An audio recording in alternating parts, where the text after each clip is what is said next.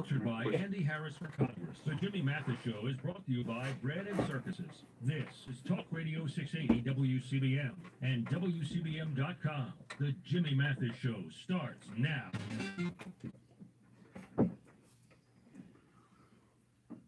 Welcome to Hour 2 of the Jimmy Mathis Show, 410 WCBM 680. Follow me on Twitter at Jimmy Mathis Show.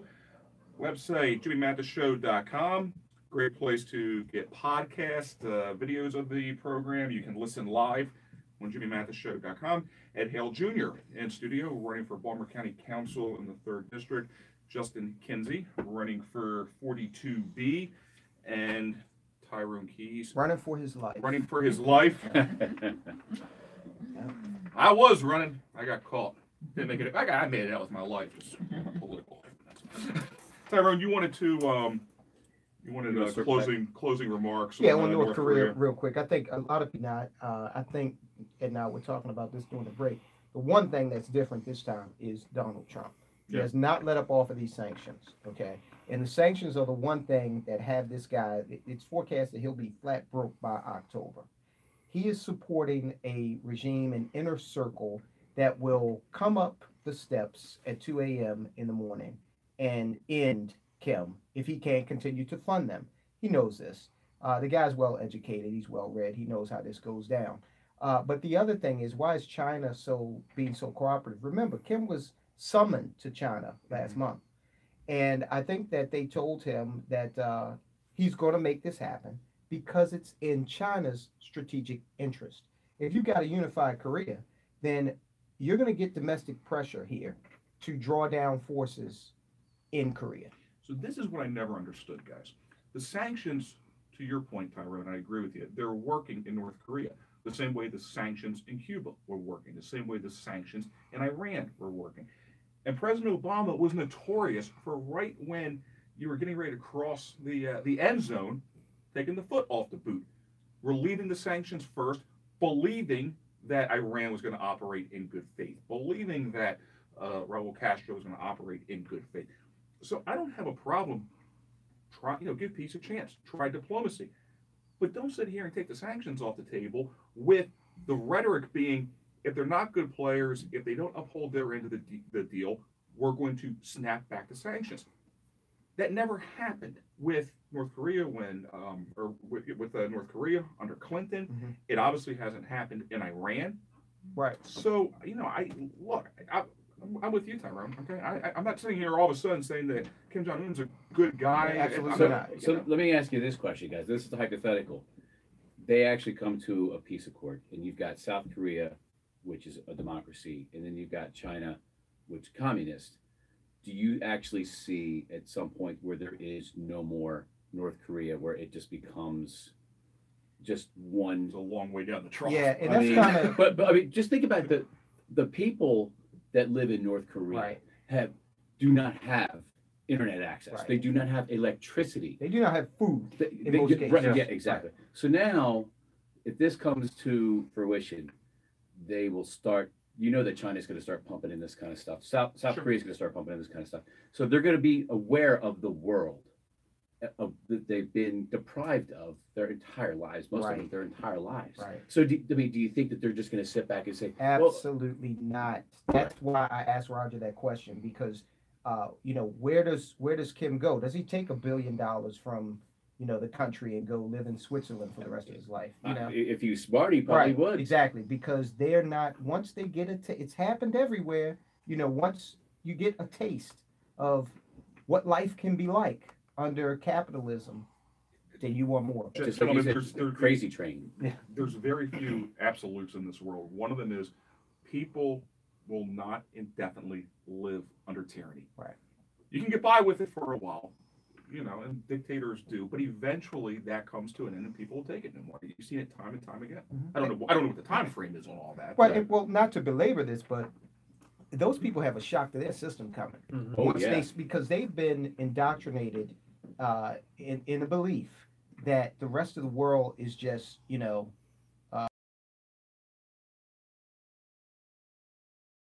out that this is not true. What do they do when they find out this guy is not their God, which many of them believe? Right. They elected Donald Trump. Well, what are you saying? Make Korea great. So yeah, again? it's state media.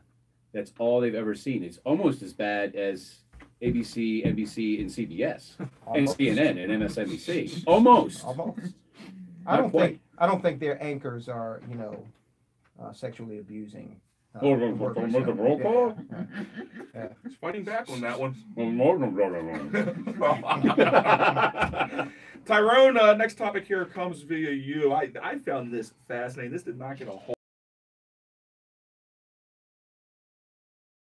Steny Hoyer defends remarks that he was caught on an open mic encouraging a candidate running for Congress to drop out of the Democratic primary. Keep in mind, the conversation we've been having time and time again is there collusion? Is the fix-in when it comes to the elections?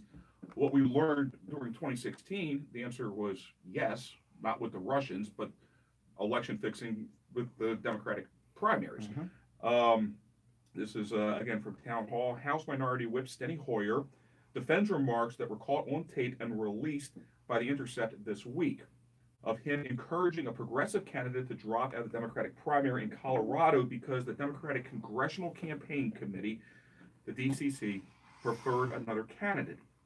Mr. Hoyer, part of that tape. Stop for once. Tape is not great, but this is the recording that we have. So the sound from Steny Hoyer, we need to crank that up a little bit. The other voice that you hear is the progressive, sort of the non-establishment candidate running in Colorado for the Democratic primary. Go.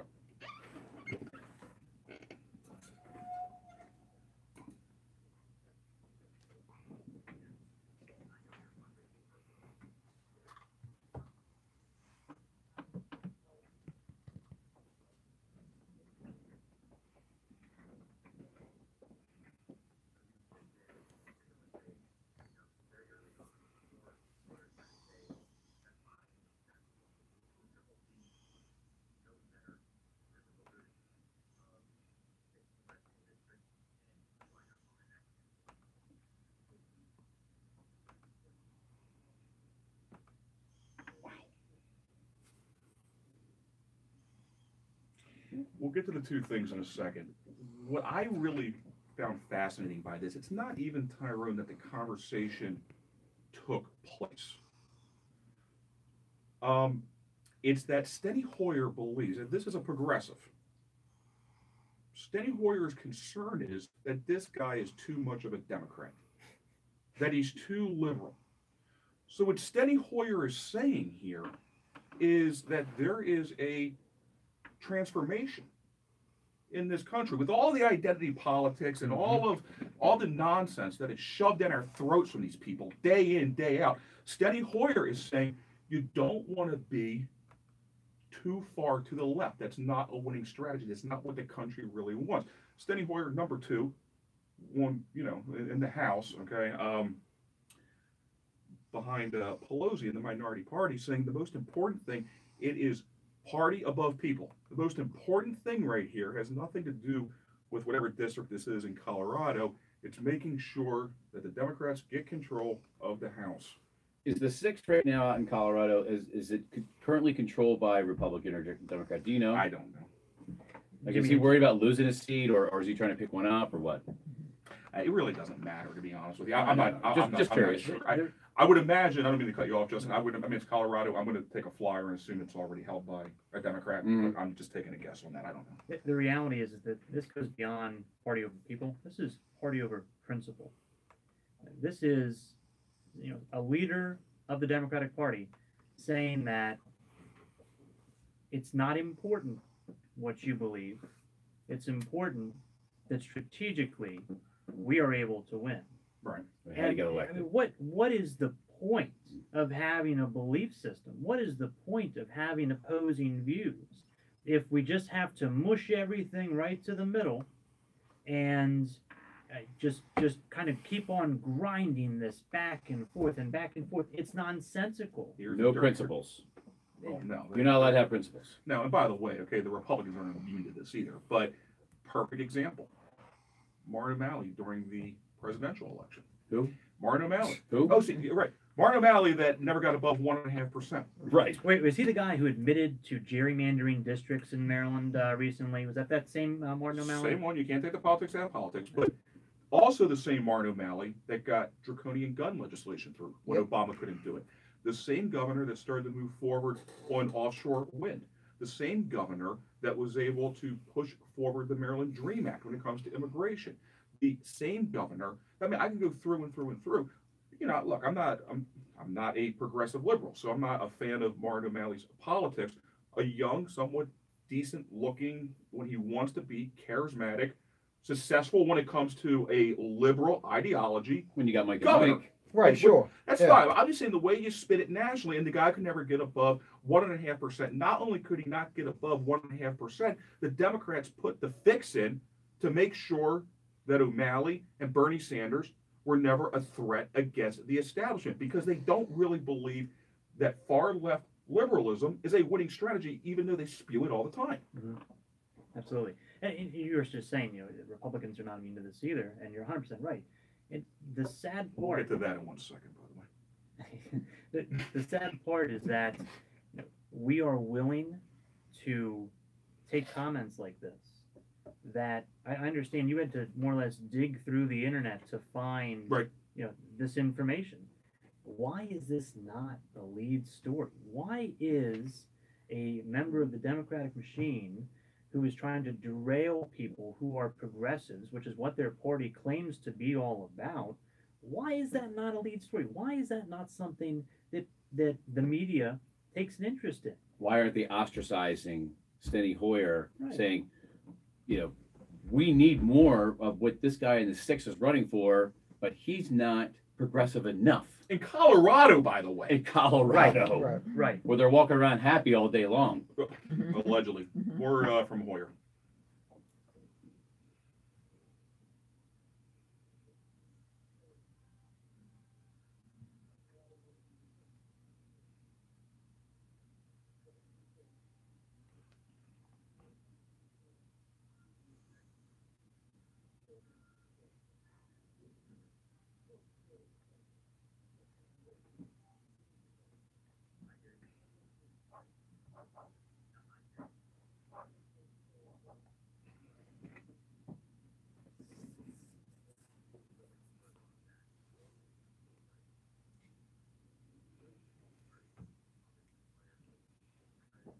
This guy's smart.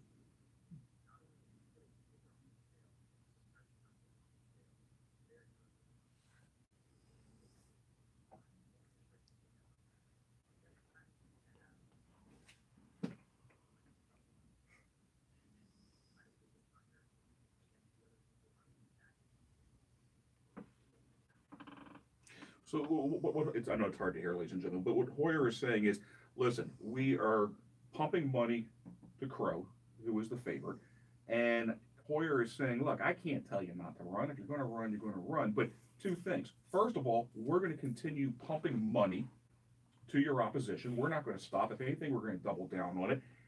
And this hits close home to me. He's also saying, listen, that guy's a good guy. Don't beat him up too bad.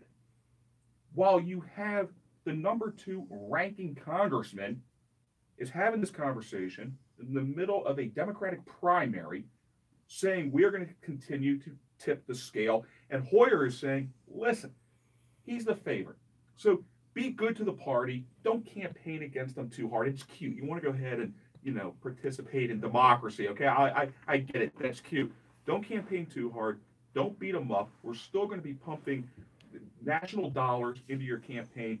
He's the favorite. And what the guy's saying is, yeah, he's the favorite because you, congressmen, are tipping the scale. This guy was slick too, but making sure that Yeah. Congressman Hoyer. Was set up. Yeah, Oh. he's kidding. Well, Steny I'm Hoyer- surprised the guy just didn't say, hey, Congressman, can you speak just a little bit louder? My oddly placed button on my shirt. Steny Hoyer is representing everything that is wrong with politics. Yeah. Everything. But guess who's going to get reelected Oh, sure. Right. this November? Right. That's Ed Hale Jr., Justin Kinsey, Tyrone Keys. I'm Jimmy Mathis, 722. Quick break. We'll be right back. You're listening to the Jimmy Mathis Show on Talk Radio 680 WCBM. Hold on.